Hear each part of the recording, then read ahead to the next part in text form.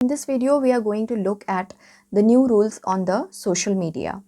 So the government announces new social media rules to curb its misuse. The Information Technology Guidelines for Intermediaries and Digital Media Ethics Code Rules 2021 ठीक है, prescribes for the first time how digital news organizations, social media platforms like Facebook, right, and Twitter and OTT streaming services like Amazon Prime, Hotstar and all, they will be regulated by the government. ठीक है, तो वो जितने भी rules हैं वो इसके अंदर दिए हुए हैं. The rules will empower users of social media according to government, according to Union IT Minister Ravishankar प्रसाद, कि ये जो रूल्स होंगे उनके अकॉर्डिंगली ये सोशल मीडिया यूजर्स को एम्पावर करेंगे. The rules include a strict oversight mechanism involving several ministries and a code of ethics. इसमें बहुत सारी मिनिस्ट्रीज़ को इन्वॉल्व किया गया है. एक कोड ऑफ एथिक्स की बात करी गई है that bans content affecting the sovereignty and integrity of India and that which threatens national security. ठीक है, तो ये इन कंडीशंस के बेसिस पे जो है सोशल मीडिया को रिस्ट्रिक्ट करने की कोशिश करी गई है इन रूल्स के थ्रू. ओके, सो हम एक्चुअली कुछ इम्पॉर्टेंट रूल्स देख लेते हैं क्या क्या हैं, just to have a brief idea. The first thing is social media giants like Facebook, so they will be required to appoint India based compliance officers. मतलब उनका एक इंडिया बेस्ड कंप्लायंस ऑफिसर होना चाहिए जो इंडिया में होगा. ठीक है, and if they remove content they will be required to inform users. अगर सोशल मीडिया से सपोज फेसबुक से कोई कंटेंट हटाया जाता है तो वो यूज़र्स को बताना, उनको इन्फॉर्म करना पड़ेगा, उनको रीजंस देने पड़ेंगे कि क्यों उन्होंने वो पोस्ट हटाई है.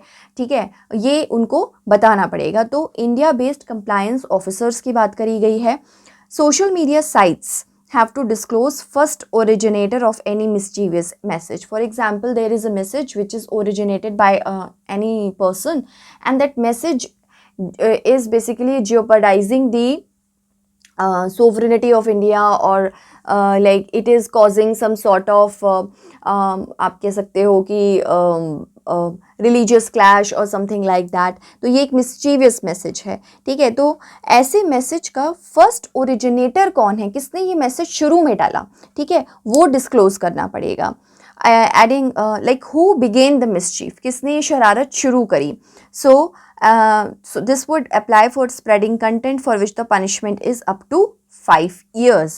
The oversight mechanism which include a committee, एक कमेटी की बात करी गई है with representatives from the ministries of defense, external affairs, home, information broadcasting, law, IT and women and child development. ये जो कमेटी होगी जिसमें अलग अलग मिनिस्ट्रीज़ के रिप्रेजेंटेटिव्स होंगे, it will have suo motu powers to call hearing on complaint of violation of the code of ethics. तो एक जो code of ethics social media platforms और OTTs के लिए लाया गया है, इस कमेटी के पास में सो मोटो पावर होगी कि अगर वो कोड ऑफ एथिक्स वायलेट होता है और उसके रिगार्डिंग कोई कंप्लेंट आती है तो ये कमेटी खुद से भी उस कंप्लेंट्स को सुन सकती है. ठीक है, तो अभी तक हमने बात करी कि इंडिया बेस्ड कंप्लायंस ऑफिसर होना चाहिए. फाइन.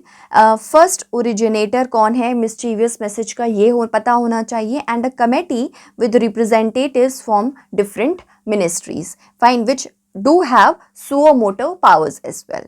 ठीक है, moving on, the government will designate an officer of the rank of a joint secretary or above as the authorized officer who can direct blocking of content. तो government जो है एक officer designate करेगी जो कि joint secretary की rank के होंगे एंड उन्हें ऑथराइज्ड ऑफिसर बोला जाएगा जो कि ये देखेंगे कि कौन सा कंटेंट ब्लॉक होना है.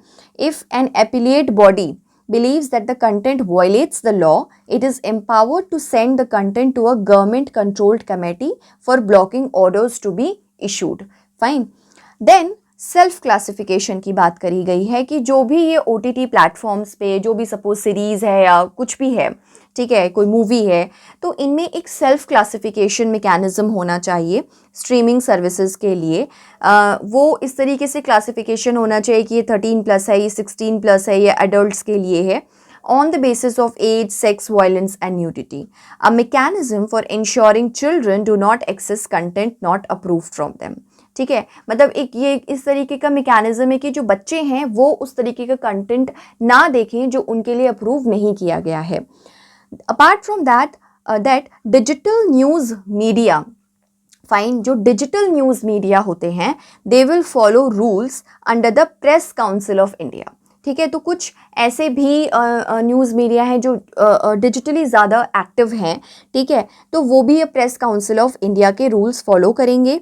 New websites will have to be registered on the information and broadcasting ministry की साइट पर.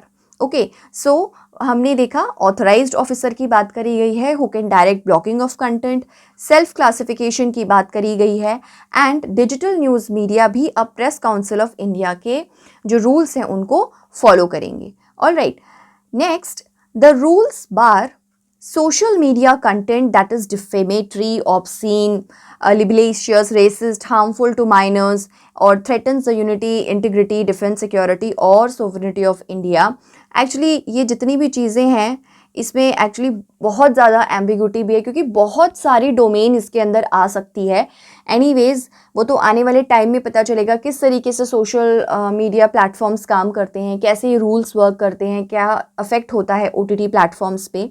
सो बहुत सारी मतलब कि यहाँ पे रिस्ट्रिक्शंस दी गई हैं जिनके बेसिस पे सोशल मीडिया जो कंटेंट है उसको एक्चुअली बार किया गया है. Social media sites have to remove or disable offensive or illegal content within 36 hours of being notified or of a court order. मतलब अगर नोटिफाई किया गया है कि आपको ये कंटेंट हटाना है बिकॉज ये इतनी सारी कैटेगरी में आता है, ठीक है, ये डिफेमेटरी है एंड ऑल, तो 36 आवर्स के या फिर पहले तो नोटिफाई किया गया है या फिर कोर्ट ऑर्डर अगर मान लीजिए है तो 36 आवर्स के अंदर जो है उसको वो हटाना पड़ेगा उस सोशल मीडिया वेबसाइट को. कंपनीज जो हैं, ठीक है, companies they have to appoint a grievance officer. तो कंपनीज के पास में एक ग्रीवेंस ऑफिसर होना चाहिए to receive, acknowledge and resolve complaints within a month. एक महीने के अंदर उन्हें कंप्लेंट सॉल्व करनी है. ठीक है, an intermediary has to within 24 hours of a complaint remove or disable access to content that is illegal or offensive. Fine, like suppose किसी ऐसे कंटेंट के लिए एक कंप्लेंट आती है विच इज़ इलीगल या ऑफेंसिव, तो उसमें ये करना होगा कि 24 घंटे के अंदर अंदर, ठीक है, उस कंटेंट को या तो रिमूव करना है या डिसेबल करना है. ठीक है, देन अ 3-tier मैकेनिज्म होगा to enforce the code of ethics. हमने स्टार्टिंग में कोड ऑफ एथिक्स की बात करी थी जो कि एक कमेटी देखती थी. वो कमेटी देखेगी सुओ मोटो भी कि क्या ये कोड ऑफ एथिक्स वायलेट तो नहीं हो रहा है जो इन सोशल मीडिया प्लेटफॉर्म्स और OTT के लिए बनाया गया है. ठीक है, तो एक 3-tier मैकेनिज्म बनाया गया है बेसिकली इस कोड ऑफ एथिक्स को एनफोर्स करने के लिए, जिसमें क्या है वो 3-tier मैकेनिज्म. सेल्फ रेगुलेशन, ठीक है, self regulation by the self regulating bodies, governments oversight mechanism. तो पहली चीज़ तो सेल्फ रेगुलेशन, खुद से रेगुलेट करो. दूसरी चीज़ सेल्फ रेगुलेशन करना है जो कि खुद ही की जो सेल्फ रेगुलेटिंग बॉडीज़ हैं उनके द्वारा. थर्ड थिंग इज़ कि गवर्नमेंट की ओवरसाइट मैकेनिज्म भी रहेगी. तो ये 3-tier मैकेनिज्म है. ठीक है, so like so far what we have seen कि इंडिया बेस्ड कंप्लायंस ऑफिसर्स की बात करी गई है. First originator of any mischievous message, एक कमेटी होगी जिसमें डिफरेंट रिप्रेजेंटेटिव्स होंगे. ऑथराइज्ड ऑफिसर जो कि ब्लॉक करा सकता है कंटेंट. सेल्फ क्लासिफिकेशन की बात करी गई है एंड डिजिटल न्यूज़ मीडिया अब प्रेस काउंसिल ऑफ इंडिया के रूल्स को फॉलो करेंगे. एंड क्या कहते हैं, एक ग्रीवेंस ऑफिसर होगा for any sort of complaints. कुछ यहाँ पे ये कंडीशंस दे रखी हैं जिन्हें फुलफिल करना होगा, अदरवाइज सोशल मीडिया कंटेंट बार हो जाएगा और 36 आवर्स के अंदर उसको रिमूव करना होगा फ्रॉम बीइंग नोटिफाइड और of any court order. And a 3-tier mechanism to enforce the code of ethics. And thank you.